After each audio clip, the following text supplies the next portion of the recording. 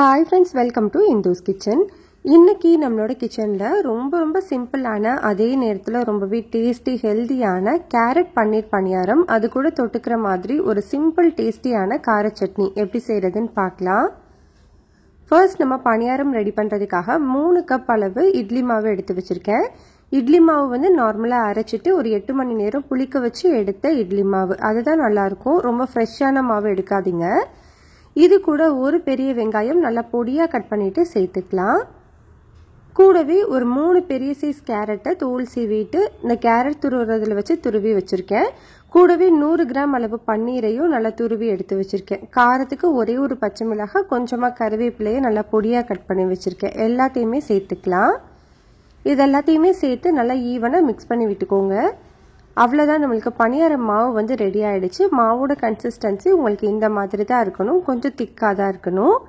இப்போ நம்ம பணியாரம் செய்கிறதுக்காக பணியாரக்கல் சூடு பண்ணிக்கோங்க. அதில் எல்லா குழிகள்லையுமே ஒரு அரை டீஸ்பூன் அளவு நெய் சேர்த்து வச்சுருக்கேன். நீங்கள் சமையல் எண்ணெய் கூட ஊற்றிக்கலாம்.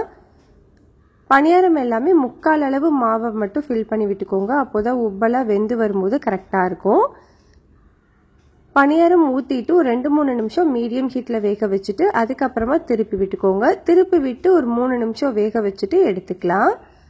அவ்வளோதான், நம்மளுக்கு சூப்பர் டேஸ்டியான சிம்பிளான கேரட் பன்னீர் பணியாரம் ரெடி ஆயிடுச்சு. அடுத்தது நம்ம சட்னி ரெடி பண்ணிக்கலாம்.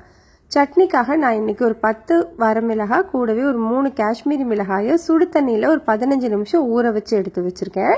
இப்போ இதை அப்படியே மிக்சி ஜாரில் சேர்த்துக்கலாம். உங்ககிட்ட காஷ்மீரி மிளகாய் இல்லை அப்படின்னா நீங்கள் நார்மலான வரமிளகாய் மட்டுமே சேர்த்துக்கலாம்.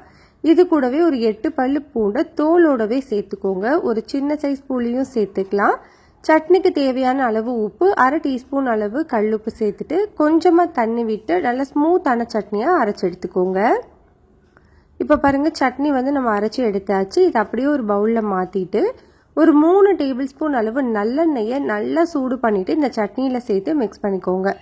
அவ்வளோதான், நம்மளுக்கு சூப்பரான கார சட்னி ரெடி ஆயிடுச்சு. இந்த சட்னி இட்லி தோசை கூடவும் சூப்பரான காம்பினேஷன். அவ்வளோதான், நம்மளுக்கு ரொம்பவே சிம்பிள் டேஸ்டியான ஒரு லஞ்ச் பாக்ஸ் ரெசிபி கேரட் பன்னீர் பணியாரம் கூடவே கார சட்னி ரெடி ஆயிடுச்சு. கட்டாயம் ட்ரை பண்ணி பாருங்கள், டேஸ்ட் அவ்வளோ சூப்பராக இருக்கும். இந்த ரெசிபி உங்களுக்கு பிடிச்சிருந்ததுன்னா லைக், ஷேர், சப்ஸ்கிரைப் பண்ணிக்கோங்க. கூடவே பெல் பட்டனையும் கிளிக் பண்ணிவிட்டு ஆளுங்கிற பட்டனையும் கிளிக் பண்ணிக்கோங்க.